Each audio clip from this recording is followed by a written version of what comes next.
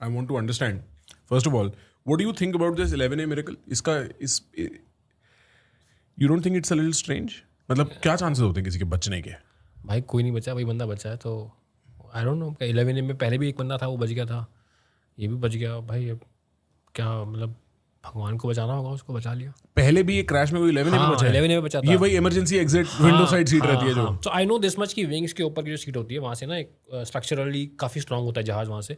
But इस case में तो सिर्फ वो पूरा ही गिरा ना, टेरी तो बची. तो नो आइडिया भाई कैसे बच गया, मतलब क्या स्ट्रेंज. और मतलब he is walking out of it.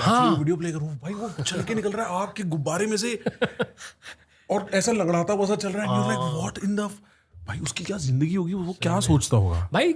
बाकी लोग सोचो, उसके सीट के बगल वाला, उसकी बॉडी जल गई, 4 हो गई, और उसको यहाँ पे भी फ्रैक्चर दिया, उंगली में भी. इनसेन. मतलब यार क्या, can you pull up his visual? मतलब पता नहीं अगर किसी ने नहीं देखा है, पता है ना किसकी बात कर रहा हूँ मैं, जो सर्वाइवर है. मतलब मुझे लगता है यार, भगवान को जिसको बचाना होता है ना, उसको तो बचा ही देता है कुछ भी. मतलब हाँ, ये रही. And he just walks out. भाई ना इसको पैर में फ्रैक्चर है ना कुछ है, मतलब चल पा रहा है बंदा यार. इसके दिमाग में ये भाई लग रहा है कि क्रैश से निकला हुआ ये. भाई गाड़ी के एक्सीडेंट में मैंने इससे बुरे लोग देखे हैं भाई. अरे भाई जिसको ये देखो तो this is where it stop generating lift, नीचे जा रहा है. मैंने ये भी सुना है भाई कि डबल इंजन फेलियर होना इज 1 in a billion %. मैं तो कहूँगा बिलियन का ट्रिलियन होगा, मैंने तो नहीं देखा. ऐसा क्यों है? Why are 2 engines so secure कि वो दोनों फेल नहीं हो सकते? यार पहले ना ट्रांस अटलांटिक फ्लाइट्स और पैसिफिक की फ्लाइट्स 4 इंजन वाले जहाज चलते थे. अगर आप देखो 340, बोइंग 747, तो रेगुलेशन कहती थी कि यार 4 इंजन बनाते थे, एक भी फुलेगा, 3 है, 2 फुलेगा. तो then we said our technology is so advanced कि 2 इंजन तो एक साथ कभी फेल होंगे ही नहीं. So when Boeing 777 was made, उसको सीधा अप्रूवल दे दिया कि you can fly over water, because है ही नहीं चांस 2 इंजन एक साथ फेल हो जाए. हमने बनाया इतना, वी आर एडवांस नाउ, नहीं कर सकते फेल. तो इतना ज़्यादा ट्रस्ट है टेक्नोलॉजी पे कि 2 engine can not fail. And कोई ऑपरेशनल रीजन भी नहीं हो सकता, क्योंकि मतलब if my car engine, and I am using a very stupid example, can fail any time, what is so special about 2 engine not failing? यार engines are design in such a way कि उसमें redundancy बहुत सारी होती है, and that's why they are so expensive, right. आप एक मारुति का कार लेते हो और एक रोल्स रॉयस लेते हो, तो उसमें रिडंडेंसी तो चलती दोनों, भाई A to B दोनों पहुंचा देंगी, राइट. सेफ्टी किस में ज़्यादा है? महंगी गाड़ी में होगी ना, कि यार तुम्हारा ये एयर बैग निकल आएगा, ये हो जाएगा, तुम्हें सायरन बच जाएगा, तुम्हें नींद आएगी तो वो अलार्म कर देगा, अपने आप गाड़ी रोक देगा. तो safety measures are built into the system. So these are state of the art machines. Billions of dollars have been spent to make such machines. Has there been another case of a dual engine failure ever in aviation history? Can you check? Dual engine failure in aviation history? भाई dual engine हुए हैं, लेकिन जैसे stall हो गया या birds आ गई, वैसे हुआ है. ये तो पता ही नहीं चला ना भाई हुआ क्या. It's called a flame out. Right. Okay. It's a flame out कि चल रहा है और बंद हो गया. वैसा तो नहीं हुआ कभी भी. कुछ all the indicators must have gone to zero. सामने है. हाँ, सब टन घंटी बजी गई होगी पूरी. और when both engines fail, all the annunciator panels आपके सामने स्क्रीन है, everything goes dark except captain side का. सिर्फ रैट जो होता है ना, रैट आया, रैट से सिर्फ उतना ही चलता है. रैट क्या है भाई? यार रैम एयर टर्बाइन होता है. अच्छा. So it's a small fan which drops down from the belly of the aircraft when there is no electrical supply to the aircraft. और वो भी एक पर्टिकुलर स्पीड तक चलता है. जैसे बहुत बात हो रही कि रैट हो गया तो रैट इलेक्ट्रिकल. जब मेरे पास वो देखा होगा बचपन में, वो ऐसा पंखा आता था, हम कार के बाहर करते थे तो वो अपने आप घूमता था, खिलौने वाला. सो रैट को हवा घुमा रही है भाई. रैट कोई वैसा इंजन नहीं होता, रैट छोटा सा होता है और उसको एक मिनिमम एयर स्पीड चाहिए होती है फंक्शन करने के लिए. ओके. तो एयरबस में जैसे आप लैंड करते हो बिलो 149 नॉट्स, वो और कम पावर देता है. फिर आप टच डाउन करते हो तो एकदम ही बंद हो जाता है. तो उसको हवा घुमा रही है, वो अपने आप से कोई फ्यूल लेके पावर जनरेट नहीं कर रहा. तो रैट आया, एयरक्राफ्ट की स्पीड 184 नॉट्स थी, वो नीचे जा रहा तो स्पीड कम हो रही होगी. तो रैट ने भी क्या ही काम किया होगा. फिर तो एयरक्राफ्ट ऑन बैटरीज हो गया, जो 25 वोल्ट की 2 बैटरीज होती है एयरबस में. आई डोंट नो इसमें कितने की है. तो बहुत ही मिनिमम कंट्रोलेबिलिटी होगी पायलट के पास. इस फैन का क्या पर्पस रहता है? रैट का यही तो रैट है ना. हाँ, इसका पर्पस क्या होता है? तो when let's say you have no, so 2 engine हो गए, राइट. इंजन में जनरेटर होते हैं, ठीक है. Generator 1, generator 2. इंजन फेल तो जनरेटर भी काम नहीं कर रहा. लेट्स से दोनों जनरेटर पे AC पावर देते हैं. अब जहाज को इलेक्ट्रिकल सप्लाई कहाँ से मिलेगी? रैट देता ना. फिर वो नीचे थ्रू द रोटेशन बहुत कम देता है भाई वो. इट इज जस्ट कि it will power 1 hydraulic and your bare minimum systems will work. अच्छा. गियर अप वो अपनी जाती है उससे. गियर अप के लिए बहुत पावर चाहिए होती है and you don't want to waste gear up लोगे आप. उसमें आपको लैंड ही तो करना है सेफली. राइट. तो एवरीथिंग गोज ऑफ. कैप्टन की एक PFD चल रही होगी, एक उसका स्टैंड बाय इंस्ट्रूमेंट चल रहा होगा, और बस कि भाई भगवान का नाम लेके लैंड करा दो, इतनी पावर होती है. And then the captain probably gives a mayday call कि बॉस सब कुछ बंद हो गया, कुछ करो. अच्छा, देयर इज अ क्वेश्चन. जैसे मेरे वीडियो के बाद लोगों ने बोला कि जो मैं बता दूं, मैंने हाँ प्लीज मेरे को समरी भी दो. तो यार एयरक्राफ्ट में एक सिस्टम होता है ADS-B. At every point of time instantaneously it sends out signal. That's how ATC comes to know your position, your height, your speed and everything. And there is a third party company called Radar 24. Radar 24, if you pull up Radar 24, वो आपको पूरे world में सारे aircraft की position दिखा देता है live, कहाँ पे क्या जा रहा है, कहाँ नहीं जा रहा. तो Radar 24 ने ये डेटा लाइव किया कि हमारे पास ये आया था एयर इंडिया 171 से, जितना भी 30 सेकेंड वो फ्लाइट में था. तो वो कह रहे हैं कि यार it took really long time to lift off from the runway. So let's say this is what distance you take when you have both engines running. If you have one engine fail, you will take slightly longer distance, power कम हो गई. इस जहाज ने उससे भी ज़्यादा distance लिया. That is what the data is suggesting. तो V1 हो गया यार. V1 is my decision speed. Okay. V1 के पहले अगर मेरे पास कोई मेजर दिक्कत होती है, let's say if I lose an engine before V1, I will reject takeoff. I can stop. You have enough runway to stop. V1 के बाद अगर इंजन फेल होता है तो I don't have enough runway to stop. ठीक है, V1 के बाद मेरा को टेक ऑफ करना ही करना है. VR इज सो मैं फ्लाई कर रहा हूँ, मेरा हाथ यहाँ पे थ्रस्ट लीवर पे, एक मेरे हाथ में योग है, मैं पुल अप करता हूँ. So my first officer gives the call 100 knots. 100 knots means कि अब I am entering a high speed regime. Things are critical now. High speed में कोई दिक्कत होगी तो क्रिटिकल है. 100 knots के नीचे तो मैं साला छोटी भी problem I can reject, go back, सही करा के वापस आऊँ. 100 knots के ऊपर I am go minded. Now when I reach V1, he gives a call V1. The important step, I remove my hand from the thrust levers. Because? गलती से भी रिजेक्ट ना कर दो. ह्यूमन इंस्टिंक्ट होता है ना. अच्छा, ओके. हाँ. कुछ हुआ, घंटी बजी या उसने कुछ बोला, sir it's a very critical, I remove my hand from the thrust levers कि गलती से भी मुझे रिजेक्ट नहीं करना. I am 100% go minded. तो V1 के बाद मैं गो माइंडेड हूँ, चाहे इंजन फेल भी हो जाए. VR पे I start rotating. V LOF पे is my lift off. Rotating as in the engine start. I start. अच्छा, you start pulling up. हाँ, pulling up. हाँ, ठीक. पुल अप भी करूंगा थोड़ा ऊपर का, लेकिन the point where I leave my ground is wheel off. अच्छा, ओके. ठीक है. तो इंजन तो वो तो जहाज तो टेक ऑफ किया है. हाँ. तो मतलब V1 के पहले तो सब ठीक था. ठीक है ना. हाँ. V1 के तो वी आर श्योर कि V1 के पहले सब ठीक था. Got it. अब जो हुआ V1 के बाद हुआ भाई. ठीक बात. तो जो मेरी थ्योरी है, जो जितना मुझे समझ में आया अपने दिमाग से थोड़ा बहुत, तो मैं कह रहा हूँ कि यार V1 के बाद उसका एक इंजन फेल हुआ. Got it. हाँ. ठीक है. और उसने रोटेट किया. That's why he took little longer to lift off from the ground. Right. अब उसने रोटेट किया तो स्पीड उसकी कम हुई. एंड देन दूसरी चीज़ भाई, ये रोज़ का कहानी तो है नहीं. अब वो कैप्टन उसके पास साथ एक बार भी, यार लोग रिटायर कर जाते हैं, एक भी इंजन फेल नहीं होता. 25-25 हज़ार घंटे से रिटायर कर जाते हैं लोग, नहीं होता, कुछ नहीं होता. और सिम में यार you practice enough times. SIM में क्या होता है, जैसे हम बैठे बात कर रहे हैं, एक इंस्ट्रक्टर आएगा, ब्रीफिंग करेगा आधे घंटे की. गौरव आज हम एक इंजन फेल करेंगे, एक इंजन फेल तेरे को मैं V1 के पहले दूंगा, एक V1 के बाद दूंगा. V1 के पहले तो रिजेक्ट करना है, maintain centre line, give a call, अगर फायर है तो इवैक्यूएट करेगा. V1 के बाद हुआ, then dead foot dead engine, maintain the centre line of the nose, देखना यॉर ना करे जहाज, and then take the autopilot, trim the aircraft, and after 400 feet no action, just gear up लेना, and then give a mayday call, tell him to stand by, reach the acceleration altitude, level up, and then clean up the पूरा procedure मैं revise करता हूँ. ठीक. तो भाई जब मैं बैठा हूँ जहाज में सिम में, तो मुझे पता है ये देगा. हाँ. रियल सिचुएशन में तो यार थोड़ी सी भी 1 घंटी बचती है, फट जाती इंसान की जहाज में. तो may be they were startled by the effect कि यार एक इंजन फेल हो गया, टेक ऑफ किया, 100 feet पे पहुंचे होंगे, कुछ अनयूजुअल हुआ होगा उनके साथ, their attention must have been कि यार क्या हुआ. तो 100 feet पे आप गियर अप लेते हो, and you put gear up is landing gear up. हाँ, ठीक. There's a call out. I'm flying. He'll say positive climb, and only after his call I will say gear up. And this has happened with me in the same. उस बंदे ने positive climb नहीं बोला तो मैं gear up नहीं बोलूँगा. He will initiate that call. Got it. He must have not said positive climb because the positive climb होता है my vertical speed is going up. I'm climbing. तो उसको हल्का सा drop दिखा होगा. And you only say positive climb when you are affirmative की सारा पॉजिटिव ही हो रहा है. उसको ऐसा दिखा होगा कि वो फ्लिकल कर रहा है, तो यू मस्ट हैव सेड कि मैं वेट करता हूँ, ये पॉजिटिव ही हो रहा है, तब मैं कॉल आउट करूँगा. उसने नहीं कॉल आउट किया होगा. तब तक हो सकता है देन उसका कुछ दिक्कत हुई होगी। तो यार बोइंग में एक प्रोसीजर होता है दैट कुछ भी इंजन में खराबी होती है, you have to secure that engine, all damage ना हो जाए। एंड एक इंसिडेंट पहले ऐसा हो चुका है गो एयर में, दिल्ली में at 3000 feet they lost engine 1 due to birds. वो इंजन डैमेज हुआ, जो भी हुआ, in the process of securing they secure the wrong engine. Oh shit. हाँ, ये हो चुका है। ओह वाह, वो प्लेन लैंड किया नहीं किया? हाँ भाई, उस दिन इंडिया में सबसे बड़ा हादसा होता, बट वो हुआ नहीं। तो कैप्टन सीनियर था, हाँ, और ये था, तो उसने गलत इंजन काट दिया भाई ने, फर्स्ट ऑफिसर ने।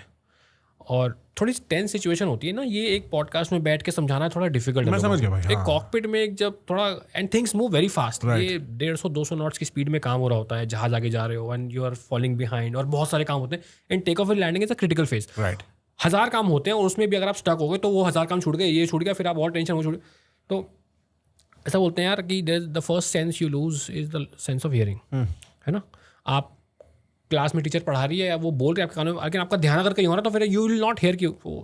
तो उसने every action in the cockpit with concerning to critical system is a backup, कि आप कैप्टन हो, मैं फर्स्ट ऑफिसर हूँ, so engine 1 has failed, I have to secure engine 2, I will say captain confirm number 2, so you are suppose to look and confirm that I am holding the right, and then you say confirm captain.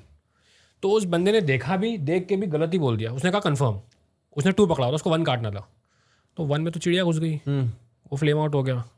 2 इसने पकड़ा captain confirm, और 2 इसने काट दिया, तो aircraft is in flight without any engine. Oh wow. तो captain वो कहता है कि एयरबस की ये रिडंडेंसी है, तो स्पूल डाउन हो रहा था इंजन नंबर 2, और ऐसा है कि 43% के नीचे अगर नहीं आए हो आप, दोबारा डाल दोगे तो दोबारा आ जाएगा, उठ जाएगा दोबारा। उठ जाएगा। अच्छा, ठीक ठीक ठीक। सिर्फ फ्यूल डालना है। हाँ राइट, ओके, वो इट्स विंड मिलिंग, सिर्फ फ्यूल डालना है। ठीक है, गॉट इट। इसमें ऐसा नहीं बोइंग में। अच्छा, बोइंग में ये, हाँ ठीक। तो उसने देखा कि क्या क्या हो रहा है, तो कप्तान का ध्यान गया, बिकॉज साउंड भी होती है, सब कुछ होता है, you lose also.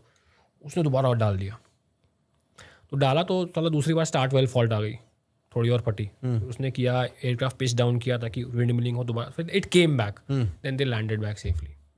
Oh wow. They did, अगर उस दिन वो नहीं होता तो फिर एक और इन दिल्ली, इन दिल्ली, हाँ सोचो। और लैंड करते हुए, और वो क्यों लैंड हो गए भाई, उनके पास they were at 3000 feet, they had the altitude था उनके पास। इन लोग के पास ऑल्टीट्यूड नहीं था यार, 400 फीट पे थे यार, क्या कर सकते हो आप 400 फीट नहीं। अगर 3000 पे होता तो क्या डिफरेंस होता भाई, कि आप मनूवर कर सकते हो, थोड़ा सा कुछ कर सकते हो भाई। मैं तो कहता हूँ यार, साबरमती है, वहीं पे अगर चले जाते, हडसन वाला ही कुछ हो जाता, कुछ तो होता कि कहीं फील्ड होती, कहीं खेत होता, कहीं तो उतार देते। Right right right right right right. अब उस केस में यार, उस जो इंसिडेंट हुआ गो एयर का ना, उसको भी बड़ी कन्वीनियंटली, जितना मैंने आपको नरेट किया या जितना ऑडियंस देख रही है, पायलट एरर करके आप चैप्टर क्लोज कर सकते हो ना भाई। हाँ कर सकते हो, हाँ जितनी हमें अभी फैक्ट जितना मैंने आपको बताया, हाँ ठीक ठीक। लेकिन यार that is not a purpose of investigation. उन बंदों ने बैंगलोर से रात को टेक ऑफ किया था, दिल्ली आए थे, 3 बजे लैंड किए थे, 5 बजे का फिर डिपार्चर था, बॉम्बे जा रहे थे। सो नाउ इसीलिए वो जो अभी एयर इंडिया का शेड्यूलिंग का जो कैन ऑफ बॉम्ब्स खोला है, शेड्यूलिंग खुलती है भाई, तुम लोग कर क्या रहे हो पीछे, क्या तुम लोग ऐसा शेड्यूल बना रहे हो भाई? जिस बंदे ने रात को टेक ऑफ किया 12 बजे, 3 बजे लैंड किया है और 5 बजे टेक ऑफ करा, it is not a very good time to be attentive. Fatigue भी आप मेजर करते हो। अरे क्या ये एयरलाइन का ऐसा रूटीन है कि तुम ऐसे ही फ्लाई करा रहे हो पायलट्स को? क्या तुम जो रेगुलेशन उसके हिसाब से शेड्यूल कर भी रहे हो? रोस्टरिंग कैसी चल रही है? तो इसीलिए ये सब चिट्ठे खुलते हैं और फिर निकलता है यार, ये it is more of a part of कि तुम्हारा कल्चर क्या है एयरलाइन का। आई गेट इट, है ना? अगर मैं तुमको रोज रात को फ्लाई करा रहा हूँ तो नहीं चलेगा ना भाई, क्या मैं फॉलो कर भी रहा हूँ? क्योंकि इट इज प्रूवन कि साइकेडियन लो में you are not very attentive. Circadian low is from 3 to 6 in the morning. Right. तुम कितना भी दिन में सो लो भाई, दिमाग उतना, you are not that attentive. तो यहाँ पे मैं क्या कर रहा हूँ कि एक तो ग्राउंड पे फेल हुआ India, let's come back to Air India, एक V1 के बाद फेल हुआ, उन्होंने टेक ऑफ किया एंड सेम चीज़ कुछ हुआ होगा एयरक्राफ्ट में, उनका ध्यान लैंडिंग गियर से हटा और उसने, और बोइंग में सिस्टम है कि आप इंजन सिक्योर करते हो, और भाई एयरबस में तो है, it is not a memory item. आप किताब खोलते हो या आप तो आईपैड, सब कुछ आता है और आपकी स्क्रीन में पूरा आता है। The aircraft tells you what to do, it's that smart, and once you do it, it knows what you have done, it will remove that from the. ठीक, है ना? गॉट इट, हाँ, टक टक टक टक, इट्स वेरी इजी। बोइंग में कहता है ये मेमोरी आइटम है, याद रखो। तो there are some memory items. Like Airbus में, पूरे एयरबस में if I remember there are only 9 memory items. सिर्फ 9 ऐसी चीज़ें में याद रखनी, बाकी सब कुछ भाई किताब से देख के करते, दिमाग लगाना ही नहीं है। अच्छा, इस केस में भाई मेमोरी आइटम है, तो वो मेमोरी आइटम बोलता है कि let's assume pilot flying is captain, pilot non flying और पायलट मॉनिटरिंग बोलते हैं first officer. 2 action first officer के, 2 एक्शन कैप्टन के. तो कैप्टन कहता है कि थ्रस्ट लेवल उसको ऑफ कर देगा, क्योंकि थ्रस्ट लेवल उनकी ऑटोमेटिक मूव होती है, उसको off, and then put thrust levels to idle. Thrust lever का control always pilot flying has, और in case of emergency pilot has. तो इमरजेंसी हो गई, this guy put thrust lever to idle. Pilot non flying और pilot monitoring, उसका काम होता है fuel shut off valve cut, so you are cutting off the fuel, and then एक कोई इंजन सिक्योर या फायर डैमेज बटन होता है, the push. Those are non reversible actions. अगर इसने नंबर 1 का भी काटा जो फेल हुआ है, और उस भाई ने गुड इंजन का फ्यूल शट ऑफ वाल्व काट दिया, तो दोनों गए ना भाई. अच्छा, right. To that extent human error हो सकती है. हाँ, तो मुझे जो मैंने वीडियो में इसमें, क्योंकि भाई इसके अलावा मुझे कुछ समझ में नहीं आ रहा क्या हो सकता है. उसके बाद तो फिर हो सकता है ये गलत ही हो, राइट. बट जितनी मेरी नॉलेज है I try to analyse till that. तो मुझे तो ये समझ में आ रहा है कि भाई ये हुआ होगा, and that's the only reason they could have gone down. गोयर में था कि उन्होंने दोबारा डाल दिया आगे, बट ये इरिवर्सिबल एक्शन है, क्योंकि आप 400 फीट पे ही हो तो आपके पास टाइम ही नहीं. अरे इरिवर्सिबल है, चाहे 400 चाहे 1000 हो. अच्छा. ये इरिवर्सिबल है. फ्यूल शट ऑफ वाल्व काट दी और वो फायर बटन जो पुश कर दिया आपने, वो इरिवर्सिबल है. वो फिर ग्राउंड में आके इंजीनियर ही ठीक कर सकता है. अच्छा, ओके. तो अगर आपने फ्यूल वाल्व बंद कर दिया तो आप दोबारा नहीं खोल सकते उसको. उसके बाद एक और बटन है जो इंजन डैमेज कुछ होता है बटन. अच्छा, वो सिक्योर बटन हो जाता है. हाँ, उसके बाद वो, तो what I have proposed this कि maybe that must have happened. But coming back to कि अगर हाइट होती भी, so there is a lawyer who was handling my case also. He has filed lot of PILs in Mumbai high court. He said there are lot of buildings which should not be there. The airport authority of India has given left right centre permission. वो कहाँ से दे दी? Land is expensive in Mumbai, and you know nobody wants to leave land कि वहाँ पे मैं 10 माले बनाऊंगा, 5 माले बनाऊंगा. वो अप्रूव्ड ही नहीं है, क्योंकि वो एयरपोर्ट का एरिया कि खाली होना चाहिए. बाकी किसी देश में आप जाओगे तो ऐसा नहीं होता कि एयरपोर्ट खत्म हुआ, पेरीमीटर वॉल पे फिर बिल्डिंगें बनी है. तो यहाँ हो जाता है. But then that builder thing इतना बड़ा सोसाइटी का वो है कि उस पर ना कोई बात करना चाहता है, ना उसमें कोई घुसना चाहता है. बात तो ले दे कि भाई यही है कि अहमदाबाद में भी यही हुआ ना. अभी दीदी से जागा कि यार कैसे इतनी बड़ी बिल्डिंग्स कैसे आ गई. अगर नहीं भी होती, थोड़ा सा जंगल भी होता, पेड़ वेड़ भी होते, भाई पेड़ भी ना एब्जॉर्ब कर लेते हैं इम्पैक्ट को. अगर पेड़ या जंगल भी होते ना, डैमेज होता, but we would not have lost so many lives. We lost every life actually, एक ही बचा है, बट इतना लॉस ऑफ लाइफ नहीं होता. इन केस अगर ये जंगल होता या खुला मैदान होता तो क्या ये लैंड हो पाता? हाँ, लैंड क्रैश लैंडिंग का प्रोसीजर है ना भाई. अच्छा, इसका प्रोसीजर रहता है. हम प्रैक्टिस करते हैं क्रैश लैंडिंग. क्रैश लैंडिंग में प्रैक्टिस करते हैं. No, so you are telling me अगर यहाँ पे बिल्डिंग्स नहीं होती और अगर खाली मैदान होता तो ये सब नहीं होता. हाँ, तो उतार देते. जहाज टूटता, लैंडिंग के डैमेज होती, विंग टूटता, इवैक्यूएट करते बच जाते. अच्छा, और क्या भाई. हमें ऐसा लग रहा है कि एक बार जब वो विजुअल आता है ना कि अब ये ऐसे सीधा जा रहा है, एट दैट पॉइंट खत्म, कुछ नहीं बच सकता. एट दिस पॉइंट लाइक अब आपका डेथ सेंटेंस लिख दिया गया. बट मेरे को नहीं पता था कि अगर, क्योंकि एक बड़ी फेमस स्टोरी है ना वो सली की, जो उसने हडसन में लैंड किया था plane. He became a hero after that, and I thought that was the exception कि आप ऐसा कुछ कर सकते हो. Water landing was an exception. अच्छा, water landing is an exception. But ditching का प्रोसीजर है ब्रो, प्रॉपर डिचिंग का प्रोसीजर है. What happens in that? You have to secure the aircraft first of all कि कॉकपिट में क्या क्या secure कर सकते हो. अब मेरे को इतना याद नहीं है, तो अगर एक बार डालियो. हाँ, प्लीज लिखना. Ditching procedure Airbus 320 डालियो QRH. And so for now your guesses कि उसको पहले इंजन का वाल्व बंद करना था, उसने दूसरे इंजन का कर दिया. पहला इंजन वैसे ही ऑफ हो चुका था बिकॉज वो V1 के बाद टेक ऑफ किया है काफी time, and so that led to dual engine failure. That's your guess? Probably, that's my guess. I also think भाई as a pilot, you know, whether that be you, whether that be, हाँ, एक ditching button भी होता है, मुझे अब याद आ रहा है. हाँ, वो डालियो ditching procedure put QRH Quebec Romeo Hotel capital में. हाँ, इसमें आएगा नहीं वैसे. क्विक रेफरेंस हैंड, हाँ इसमें देख नीचे आ गया ना, क्विक रेफरेंस हैंडबुक. वो पूरा प्रोसीजर होता है ब्रो. हाँ, ये आउटफ्लो वाल्व बंद करो, ये सब बंद करो, ये कैबिन, या this is the exact procedure. ditching button switch. Airbus aircraft often uses ditching button or switch that when activated automatically. तो ditching button अगर एयरबस ने बनाया है, हाँ, तो प्रोसीजर है ना भाई. हाँ, राइट. आउटफ्लो वाल्व, ये आउटफ्लो वाल्व होती है जो आपका pressure, RAM air pressure maintain, cabin pressure जो मेंटेन करते हैं ना, हाँ, उसको मेंटेन करती है. उसको प्रॉपर कैबिन प्रेशर मेंटेन करना है. प्लान डिचिंग है कि अनप्लान डिचिंग है, कैसा है. तो you bring the crew inside. जो लीड क्रू होती है, यू ब्रीफ हर कि अब डिचिंग कर रहे हैं हम. So brace for impact is the command for ditching. You sit like this and then all that procedure is done. Ditching, okay, very interesting. Post ditching actions, ये plan unplan ditching, तो सब कुछ होता है. एंड डिचिंग के बाद mostly हम evacuate ही करते हैं. हाँ, so we brief the crew everything. Crew briefs the passengers, then she reshuffles कि यार emergency exit पे मैं एबल्ड बॉडीड को बिठाऊँ जो मेरी हेल्प भी कर सकें. So they go through they all their procedure. तो बट डिचिंग होता है. But from a sim experience, if say I'm at 33 or 29, which is generally what people are flying at, and suddenly I begin to experience और मेरे को ditch करना पड़ेगा, how much time do I have before I'm touching ground? So bro, for every 1,000 feet I can cover 2 nautical miles. तो उस calculate कर ले, अगर मैं 30,000 पे हूँ तो मैं I have a distance of 60 nautical miles I can go left right. 2 to 2.3. 60 nautical miles distance wise. And time wise? Because आपको ये ब्रीफ करके सब इंस्ट्रक्शन देना, उसमें 3-4 मिनट बचा लूंगा जहाज को. टेंशन मत लो. हाँ, एक पायलट अगर तुम मैं 30,000 फीट का टाइम मिला ना मुझे, मेरी इतनी ट्रेनिंग हुई है कि मैं बचा लूंगा. तो मुझे अपने ऊपर भी कॉन्फिडेंस है, एक अपनी ट्रेनिंग पे कॉन्फिडेंस है. सॉरी, एक अपनी ट्रेनिंग पे कॉन्फिडेंस है. एंड देन मेरी स्कैनिंग चालू हो जाती है कि मैं कहाँ उतारूंगा जहाज को. और वो ऐसा नहीं है, जब मैं नॉर्मली भी फ्लाई कर रहा होता हूँ ना, और मुझे 60 माइल पे कोई ना कोई एयरपोर्ट मिल जाएगा ना यार. Right, sure. कहीं ना कहीं कोई छोटी सी फील्ड मिल जाएगी कोई. राइट. भाई जब एक होता ना कि इनबिल्ड हो जाती है कुछ चीज़ें.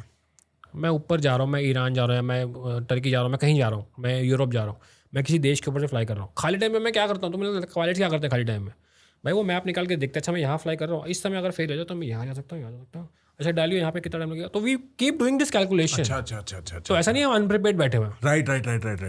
तो हम प्रिपेयर्ड होते हैं हर टाइम पे. At every check point I calculate my fuel की जो हुआ था जो है मैच कर रहा है कि नहीं.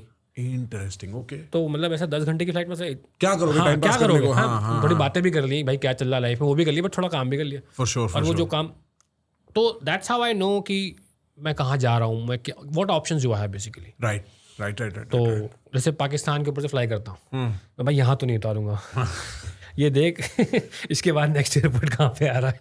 सीधा अमृतसर ही उतारेंगे भाई, या तो अमृतसर या ईरान बीच में. अरे भाई कुछ कभी हो जाता है, कभी कुछ दिक्कत होती है ना, अरे भाई यहाँ तो नहीं उतारूंगा, आगे चल के उतारूंगा, पहले उतार दूंगा. हाँ, राइट. तो you always have that in mind कि होता है आपके दिमाग में. कभी मैं ना ऐसे खाली बैठ रहा हूँ, बाहर देख रहा होता हूँ, तो ऐसा नहीं मैं बाहर निहार रहा हूँ, तो I am thinking what if I lose an engine now. तो मेरा चल रहा था दिमाग में. जब मैं आसाम से टेक ऑफ करता हूँ तो ब्रह्मपुत्र के बीच में बड़ा सा आइलैंड है, तो टेक ऑफ करते हैं ना बारिशों में, तो मैं बहुत सोचता अच्छा यहाँ पे उतार सकता हूँ. तो चलता रहता है दिमाग, कुछ ना कुछ खुरफात चलती रहती है. तो भाई हम इतना प्रिपेयर्ड होते हैं कि उतार देंगे जहाज को. और क्रैशिंग में you will lose the landing gear, but everything else will kind of survive. हाँ मतलब लोग बच जाएंगे. कुछ भी लूज करूंगा मैं, लेकिन मैं इतना डैमेज ऑफ प्रॉपर्टी हो सकता है, बट डैमेज ऑफ लाइफ उतना नहीं होगा. Got it. क्योंकि भाई सबसे पहले तो मैं अपने आप को बचाऊंगा ना. हाँ, श्योर. अगर मैं बच जाऊंगा तो पीछे वाले बच जाएंगे. हाँ. और मेरे को तो अपनी जान प्यारी है ही. राइट. तो अपने आप को तो बचाऊंगा. श्योर. है ना. तो इसीलिए बोलते हैं सबसे पहले अपने आप को बचाओ, क्योंकि आप बच गए सब बच जाएंगे. अच्छा, तो इस केस में altitude was also an issue, क्योंकि आप 400 मीटर पे ही हो, तो आप 400 फीट पे ही हो, तो आप कुछ कर ही नहीं पाओगे. 400 feet Ahmedabad elevation 200 feet and 615 is what reports are saying they were at. So 400 feet पे थे आप. 400 फीट तो कुछ है ही नहीं, टाइम ही नहीं है आपके पास. इतना भारी जहाज. So you are heaviest at take off, right. You burn 55 tons of fuel at landing. तो आप तब एटलीस्ट 55 टन हल्के हो गए. हाँ. तो वो भी फ्यूल है, और वो फ्यूल लेके चल रहे हो आप, तभी तो इतना बड़ा वो फायर वॉल बना, क्योंकि वो फ्यूल है. 55-60 टन का तो फ्यूल है आप पे. What do you think about ये जो कैप्टन स्मिथ है, and this is my observation, ठीक है, purely from somebody sitting on this side. आप एक्स एविएशन एक्स पायलट, वो कैप्टन स्टीव, शायद यही नाम है ना उनका, captain Steve. Actually can you also check जो पायलट्स इस फ्लाइट में थे, उनके they were experienced pilots, नहीं?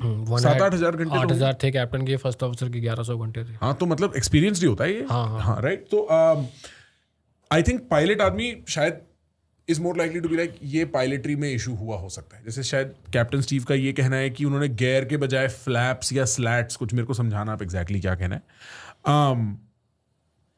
बट आई एम श्योर कि अगर आप किसी इंजीनियर से बोलोगे वो इंजीनियरिंग फॉल्ट निकालेगा. आप किसी एयरलाइनर से बोलोगे तो वो एयरलाइन, जैसे ये विसल ब्लोअर्स हैं, it might also be a proximity thing कि आप what do you think first, you know.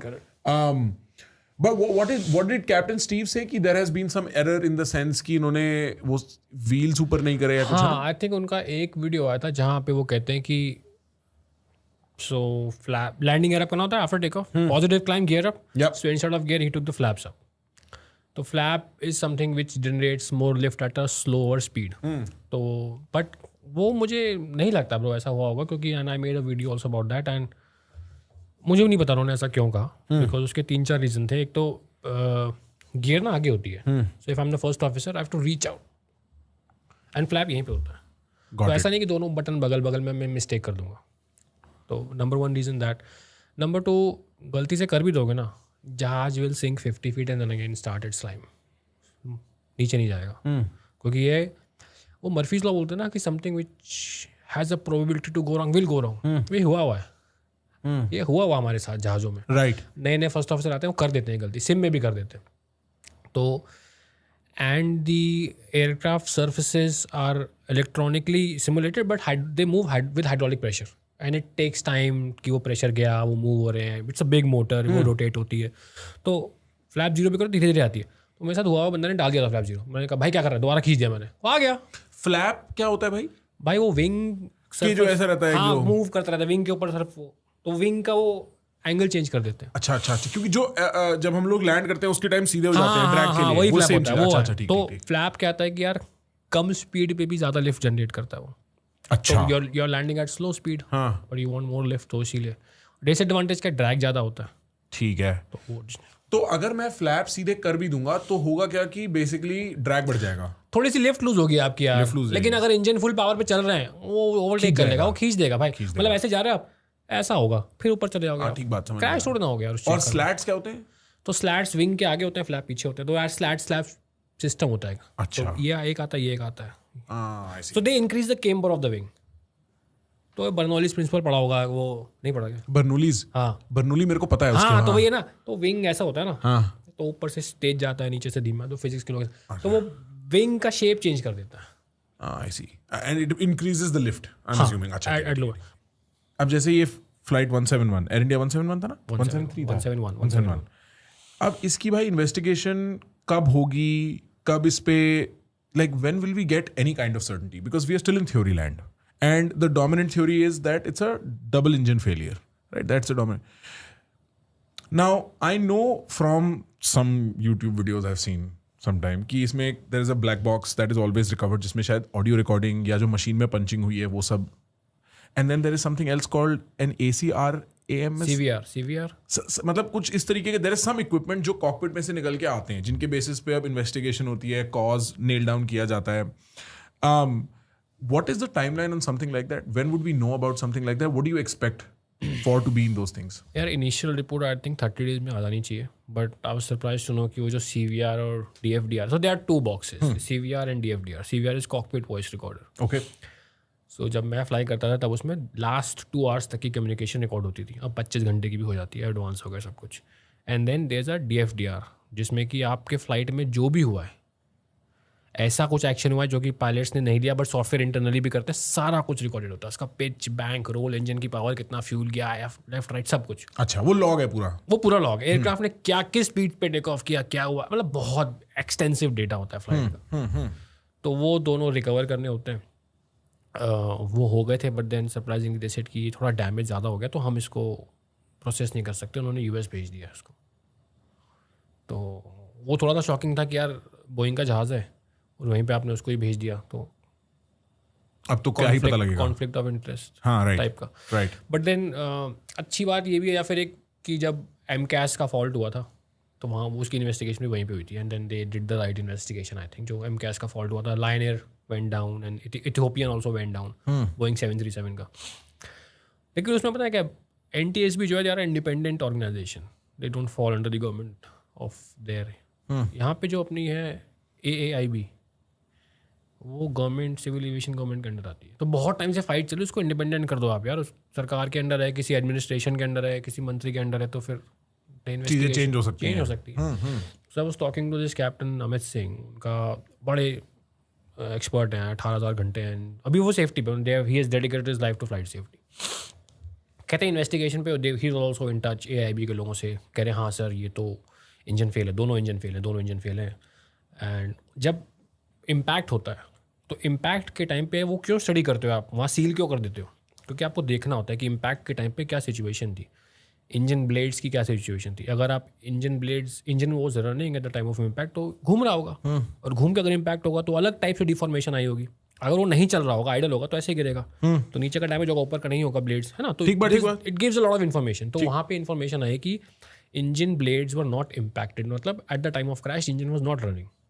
Okay. Both engine failure की वजह से वो हुआ क्रैश.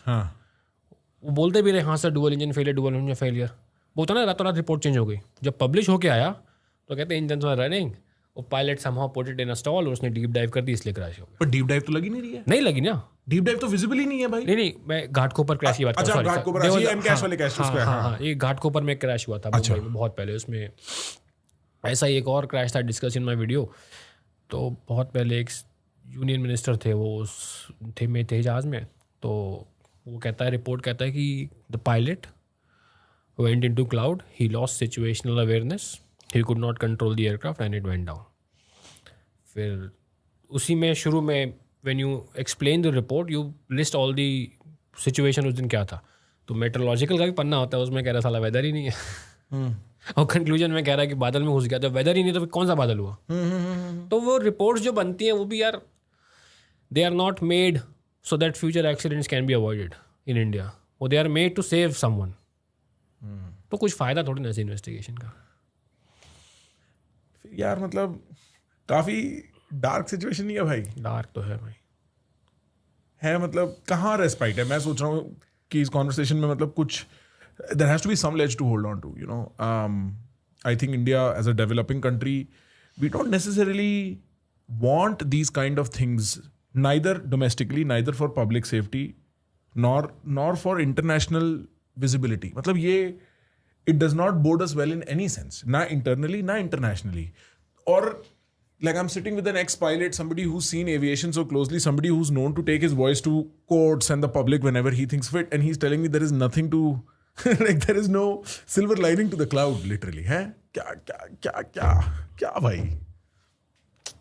तो ये इस वाले केस में डबल इंजन फेलियर है, क्योंकि वो क्लियर है, हमें पता है कि डबल इंजन फेलियर है। यार भाई देखो, जितना मुझे एक्सपीरियंस है 9-10 साल का, मुझे और कुछ समझ में नहीं आ रहा। आई मे बी टोटली रॉन्ग, कुछ एकदम ही तगड़ा हो गया। और जैसे अभी बात कर रहे हैं कि सॉफ्टवेयर प्रॉब्लम हो गई या फिर फ्यूल शट ऑफ वैल्व्स होती हैं। हाँ, है अच्छा, ना? ठीक तो है। जब आप कार में होते हो, एक्सीलेटर मार रहे होते हो, you are basically controlling the amount of gas that is entering the engine. ठीक। एंड पेट्रोल वेपराइज होता है, एयर के साथ मिक्स मिलता है, there is a fuel air mixture that goes inside the engine, that fuel shut off valve that controls how much fuel is going inside the engine. आपने power डाली, take off किया, तो power मिल रही होगी तभी टेक ऑफ किया।